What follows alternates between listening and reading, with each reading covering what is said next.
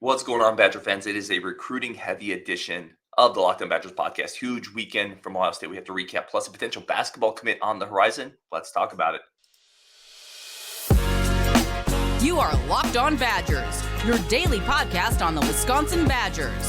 Part of the Locked On Podcast Network, your team every day. What is going on, Badger fans? Thank you, everybody, for tuning in to the Locked On Badgers podcast. I'm your host, Ryan Herrings. Thank you so much for making this one of your first listens every single day. I can't tell you how much I appreciate it. Today's episode is brought to you by FanDuel. Make every moment more right now. New customers get $150 back in bonus bets with any winning $5 moneyline bet. That's $150 if your team wins. Visit FanDuel.com/lockedon to get started. All right, let's get into it. Speaking of getting started, let's get into it. Huge recruiting weekend against Ohio State. They had a ton of big time prospects on campus. This is not going to be a comprehensive list, but I want to talk about some of the guys that I found most interesting. Right, some 4-star kids, some 3 and 4-star kids from the 25 class, a couple 24 prospects back on campus. And let's just start. Let's go with the one that didn't make it. That really stinks. So Tariq Haer, cornerback coming out of the DC area, 4-star kid, really talented, really athletic. He had a tweet. American Airlines his flight got delayed. They couldn't hook him up with a connection. Apparently, American Airlines didn't realize the insignificance of 4-star cornerbacks to Madison. So Tariq Haer could not make it to campus. That's a big one. That would have been a great kid to get on campus, to watch that environment, to watch Ohio State, to see the drone show. So Tariq Haer will hopefully be able to get him on campus another time, but that was a bit unfortunate. Jaylen Williams was there. Jaylen Williams, a 4-star defensive lineman in the 2025 class, offers from Georgia, Iowa, Auburn, Florida State, and more. This was one of the biggest visitors there. Jaylen Williams is a stud, 6'6", 285.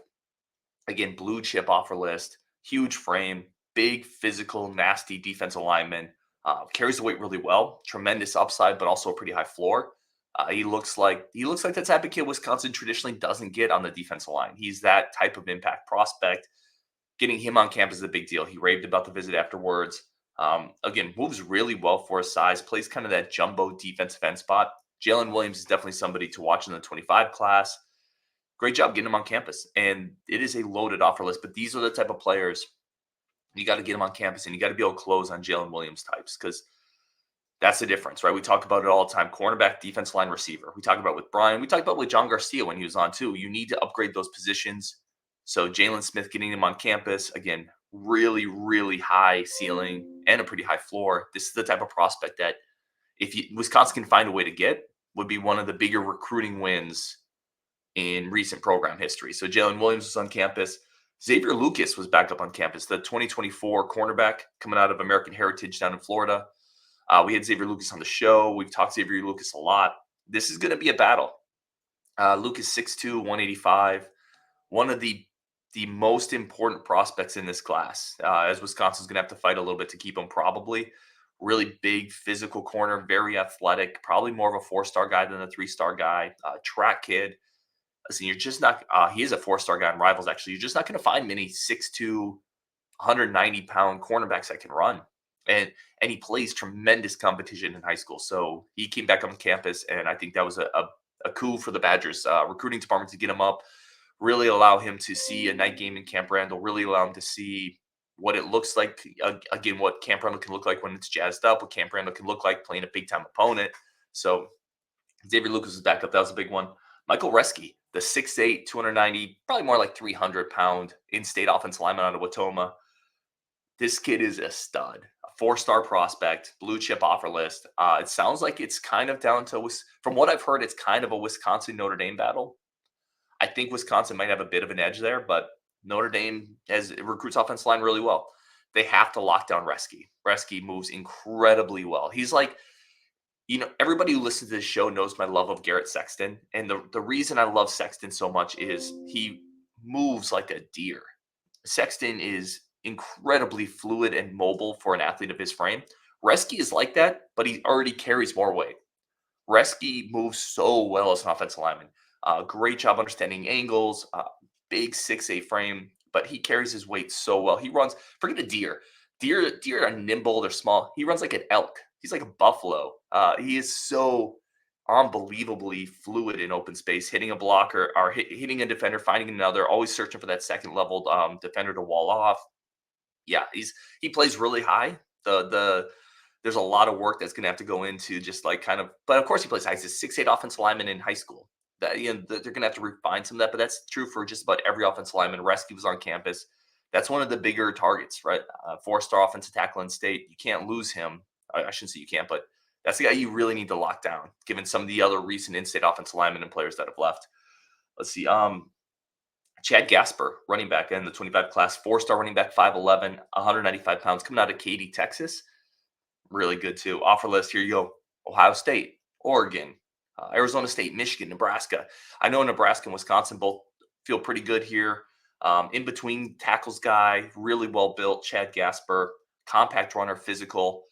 A lot of really good clips of him catching the ball out of the backfield. They would line him up in the slot. They would line him up on the outside. He's just an athlete. He's an athlete, fast, physical, not elite speed, but a 4-star running back coming out of Texas that can catch the ball, is built well, runs with power. Gasper's another one that was on campus. Cooper Catalano, the in-state linebacker in the 24 class on campus. I think he eventually ends up at Wisconsin.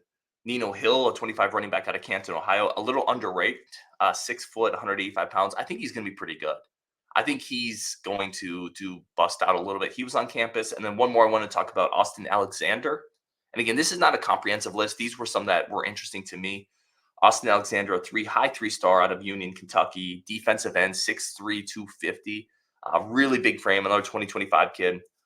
The film on him, he looks bigger than he's listed on film. And again, we talked about with Jaylen Williams, you have to build up this defense line. And you see in the 25 class, they're already working towards that with Austin Alexander, Jaylen Williams getting on campus. These are 2 big-time edge prospects out of state. It was great to see them get those guys on campus. Coming up next, we're going to talk about the preferred walk-on that committed a couple days ago. I really think there's some juice there. We're going to talk about that, plus take a couple of your comments. That's coming up next on Locked On Badgers. But first, a quick break for our friends of the show over at FanDuel. FanDuel is the best, the easiest, the greatest sports book. That's why we use it. This is what we go to for all of our betting on the Locked On Network. Player props, future spreads, it's all there. I was looking at the Wisconsin-Indiana line on FanDuel. It's -9.5. I don't know if I love that from the Wisconsin standpoint, but FanDuel always has those lines up quickly. If you want to parlay or do futures bets, that's all there as well. Plus, it's safe, secure, incredibly easy to use. You don't have to be tech savvy to figure it out. It's point, click, you're in and out, incredibly simple. And there is now a great offer. New customers get $150 in bonus bets with any winning $5 moneyline bet. That's $150 if your team wins. So if you've been thinking about joining FanDuel, there's no better time to do it. Visit FanDuel.com/lockedon. Kick off the NFL season. That's FanDuel.com/lockedon. Kick off the NFL season. FanDuel, the official sports betting partner of the NFL. I want to again thank everybody for tuning in. I again apologize for my voice. It will come back at some point, probably. Let's move on to the next one. This one, I didn't talk about. I mentioned it when it happened, and then I went back and watched the film, and I was like, oh, I need to talk about this kid. I need to talk about Lon Norgard, and we're going to start with Fire the recruiting cannons. Another one is headed to Madison on Wisconsin. You got to do it, man. The walk-ons deserve the recruiting cannons as much as anybody else. So Langton Norgard, 6'4" in-state recruit, committed to Wisconsin as a preferred walk-on. He had a few other FCS level offers: Minnesota Duluth, Winona State, Upper Iowa, Minnesota State, Valpo. It's interesting. Now, a lot of walk-ons, I know everybody's going to say, dude, why are you wasting time on a walk-on? I'm telling you, first of all, because we're a Wisconsin fan, right? Like, if any program knows the value of walk-ons, it's Wisconsin.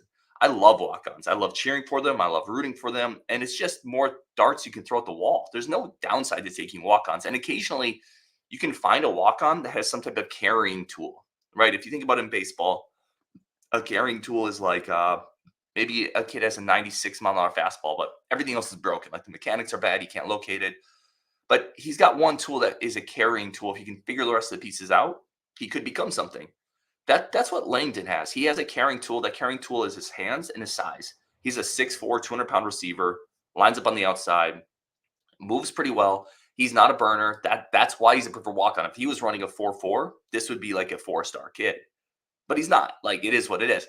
But great, incredible ball skills. Like, able to high point the ball, a one-hand catches, red zone threat. It's really interesting when you watch the film. There is just great ball skills here. The ability to get deep a little bit, kind of shield off defenders, two-hand catch, one-hand catch, end zone, contested catches, whatever it is, a physical after the catch as well. He's pretty good in the run game. Good blocker because he's 6'4", 200, a very willing blocker.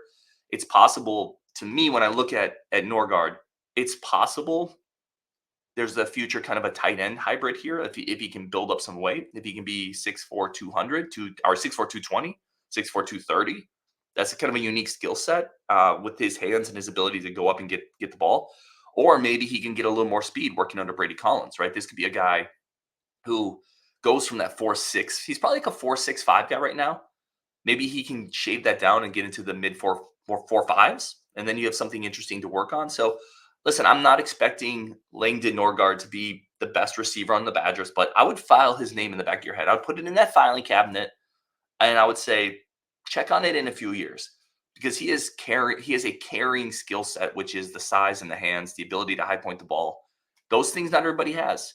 Those are things a lot of scholarship receivers don't have. So if you come in as a walk-on and you have a carrying tool, it's possible down the road things can work out. And we've seen it happen at Wisconsin a lot.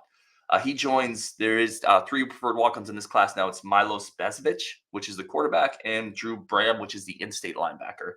All right, I want to take a couple of your comments here because we had some interesting feedback coming off our last show, ranking the toughest teams left. A couple Nebraska fans checked in. Hashtag Birdie said, I'm biased. I think Nebraska is much better than Minnesota. Husker N said, Husker fan here in Nebraska. Wisconsin is definitely the toughest team left on our schedule. But he says our 3-3-5 defense is absolutely amazing, and the Badgers should worry about that. It's going to be Nebraska or Wisconsin for the West. Yeah, like I have this was probably the biggest disagreement I had with my rankings of the toughest teams left. A lot of people said Nebraska is tougher than Minnesota. It would be if we were playing Minnesota at home and Nebraska on the road, right? Like it's just that playing the home road thing, it matters. I think Nebraska's tough. I don't think Wisconsin's going to necessarily roll over Nebraska. I don't think that's an easy game whatsoever. I really, truly don't. I just like that Minnesota game is going to be hard. It's going to be on the road, last game of the year. It's possible Minnesota and Wisconsin are both playing for the West at that point. Minnesota has beaten Nebraska, right? I don't know. I think, again, going down the stretch, you look at it, I think Wisconsin probably goes 3-1, and the loss is either going to be Minnesota or Nebraska. And it's going to feel like a loss, by the way, that we shouldn't lose. It is. Because none of these teams are all that good, but we're not either. And so I think 3-1 down the stretch, I have a loss probably to Minnesota. Oh, gosh, I can't even say it. We can't lose to Minnesota. I'm going to say Nebraska just because we can't lose to Minnesota again this year. We just cannot. This is, I forget, I didn't see whose name this was, but he said, why would you have a sign saying Fleck is a weirdo? That's a really cheap shot. Have you personally met him? Interviewed former or current players? I'm just checking. I had a sign on my whiteboard saying Fleck is a weirdo because Fleck is a weirdo. It's as simple as that. I'm a Wisconsin fan. I don't mind needling Minnesota, but we're talking about a coach who boasted on Twitter about bringing the axe to bed with him. Like, I don't need to interview. By the way, I've also heard things I can't say on this show about Fleck. So, Fleck's a super weirdo. He's a crazy weirdo. I think, look, it fits. It works at the college level to some degree. Like, he's able to connect to some 18 to 22-year-old young men. Like, his demographic is not us. Like, he's not trying to appeal to me as a 40-year-old. Like, that shtick kind of works for college athletes. But yeah, he's a friggin' weirdo. That's why I had a sign saying he's a weirdo. This one is from FU. We were talking about basketball transition the other day. He said, I guarantee tempo as measured by possessions per game will again be bottom 340 out of 362. Outside of Store, this team isn't designed to play in transition. I think there's players on this team that can play in transition. Store definitely can. I think Connor can run into spots in transition. I think your bigs are relatively mobile. I mean, they're not gazelles, but Tyler Wall can beat people down the court. Crowell can move. Nolan Winter, if he's on the court, can move. Hepburn can move. I agree. It's not a team of thoroughbreds. But I think it's better than you're giving it credit for. But again, I don't know if guard is going to let that happen. I don't know. I'm not convinced he is. I think he worries about it a little too much. I think he worries about the turnovers a little too much. We'll see. I'm incredibly curious for it. Forrest Aguirre says, "Dude, you spread that cold around the stadium. I caught it in Section C. Thanks a lot. Maybe I caught it from you, Forrest. I don't know. Yeah. This one is from Clink. He said, "Is Connor starting this year or Max? Personally, it doesn't matter to me, but it can be an ego thing for these young kids. Both will be getting 30 minutes a game or close to it. I think Connor starts. I think Connor has to start. You have to start Connor this year because here's the thing: Connor could still transfer. Like I'm not putting any of this out there, but Connor is a sophomore who played right away as a true freshman and earned a starting role last year. If you go and put him on the bench, I'm just telling you, I don't love the vibes of that, especially in the era we're in. Klesmit is a great six man. He can play 30 minutes a game. And honestly, I think he might be better suited as a six man because he can come in for the one or the two, maybe even the three, depending on lineups. Depending on where you need a veteran presence, he feels like a great piece coming off the bench that can settle a game, that can give you some scoring burst, that can come in and play defense right away. And I think you need Connor shooting on the floor with your starters. You want to space the floor around Wall, Crowell. You want to give Hepburn some more space. You want to space it around Store. I think Connor needs to start for several reasons, and that's where I would go. But Max, you're totally right, Clink. Max is going to play 30 minutes a game. He absolutely is. All right, we're going to take one more quick break. We're going to talk about a basketball recruit committing somewhere on Friday. I think it's going to be Wisconsin. We're going to talk about that next on Locked On Badgers. But first, a quick break for friends of the show over at eBay Motors. eBay Motors is necessary for people like me who have constant car troubles, constant car problems. The right fit, the right prices, the right parts, it's all guaranteed. Passion, drive, and patience is what drives the home the winning trophy. It's also what keeps your ride or die alive. eBay Motors has everything you need to maintain your vehicle, leveled up to peak performance, from superchargers, roof racks, wheels, everything you need. Every single part you would possibly require is on eBay Motors. That's something I've used to help augment my Jeep Compass, which is in constant need of parts. eBay Motors, the thing is that you're not burning cash, you're burning rubber. With all the parts you need at the prices you want, it's easy to turn your car into an MVP and bring home that win. Keep your ride or die alive at ebaymotors.com. Eligible items only, exclusions do apply. eBay Guaranteed Fit is only available to U.S. customers. That's ebaymotors.com. All right, let's keep going here. I want to talk about we have a big potential commitment coming up on Friday, and we haven't had much of a chance to talk about it yet. So I want to get into that next on Locked On Badgers.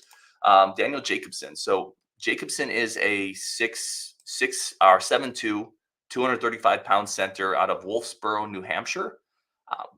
Really interesting player. He's visited Wisconsin a couple times. He's committing on Friday. He announced on Twitter that he's committing on Friday. It's going to be Purdue or Wisconsin. By the way, can we get him just so that Purdue doesn't have another 7'2" monster patrolling the paint for 3 years? Like, can we just stop that? So what is Jacobson's game like? He's, again, listed 7'2", 235. He looks it. That doesn't look like an over-exaggeration. Like, his height and his size plays on the court. Moves really well for a 7'2" kid. He's not gangly. He's not awkward. Runs the court pretty well. There's a couple clips of him getting up the court, beating the defense, really establishing that early post position where you can dump it in, get that quick basket. So you like the movement skills out of a 7'2" kid. Defensive presence for sure. Not real big. Like, he's gonna have to add weight, but which 7'2" post player doesn't need to coming out of high school to play in the Big Ten? I think that's basically normal across the board. But his defensive presence is there. He times the shot well. He's able to block shots, deter shots. He mans up pretty well. He puts his body into people. He moves well. The defense awareness seems pretty good. So I think you're getting a defensive guy who can also shoot, right? There's a ton of clips. They use him as a spacer all the time. A pick and pop three coming off the high pick and roll. He'll space out. He'll pop. They'll kick it back to him. And the thing is, even if you're kind of there, it's hard to block a 7'2" wingspan, right? So good form, good release, soft touch, really good shooter. I was impressed with the shooting almost more than anything else. So you have a 7'2" kid who can shoot, moves pretty well, not an elite athlete, moves pretty well, and is a defensive presence with his shot blocking. I like it a lot. He's coming in, again, the size is apparent. Like, the size is apparent. It impacts the game. And if you can find a 7'2" kid who can move and shoot, that plays anywhere. That plays absolutely anywhere in college basketball. Um, not the greatest athlete. Again, that's why he's kind of a 3-4 star. He's in that range, right? He's not an elite prospect because he's not super springy, but he's a winning player in the Big Ten. I like the potential get. He's committing on Friday. I think he will pick the Badgers, and I'm excited for that one. And that kind of caps off a pretty solid 24 class because with Freitag, Nate Robinson, Daniel Jacobson, what do you have? You have shooting across the board. You have a point guard, a small forward, and a center. So you have good positional versatility there. And frankly, you have multiple guys who can score. That's it. Wisconsin has continued to need to upgrade their scoring for a while. Jacobson can score in the paint. He can shoot. Freitag can score at all three levels. Robinson is a great shooter whose game has actually gotten better and better. So you're bringing in 3 scorers, 3 guys who can shoot, and a legitimate 7'2" guy with defensive ability. So I think I'm pretty good with this. I'll talk more about it if he commits. I think he will. I do want to talk about Gus Yalden a little bit because I did my projected rotation the other day, and I had Yalden right on the bubble of it. I had my 8, and then I have Yalden, Kamari McGee, and kind of JB Blackwell as maybe who's your 9th. Here's the thing. People need to remember, Yalden has been hurt a little bit. Yalden hasn't been healthy. So he has to get healthy. He has to stay healthy. But he's still, I think he's going to play this year. He's still going to play. I just think maybe not as much as I originally thought. But you're going to see Gus Yalden on the court this year. He's still going to play as a backup 5. And I still think nothing that I've seen so far, nothing I've heard so far has diminished my overall optimism for Gus Bus. I think he's going to be a really good Big Ten player for basically the time he's here. I think he's going to be a pain in people's sides. And I think he's going to be a tough, a kind of just a winning player. So I had somebody ask me if I was taking back all my Gus stock, and that's why I want to talk about this. I'm not. It's way too early for starters. Let's see how the season plays out. He's still going to play. He has had to deal with some injuries that I think have set him back. So all of that stuff matters. Like not being able to jump into practice right away matters. I still think the skill set's there, and I think the IQ is there for him to be a big time contributor for the Badgers. So that's where I'm at on that one. Again, huge recruiting weekend that we just came off of. Daniel Jacobson committing soon. Big Ten football offers on campus. Jaylen Williams, Xavier Lucas, Michael Roeske. We're going to have to track these and see how they go, but they did a good job of getting the right type of prospects on campus against Ohio State. We're going to wrap it up there on Wisconsin. Appreciate you guys so much, and we're going to talk more tomorrow.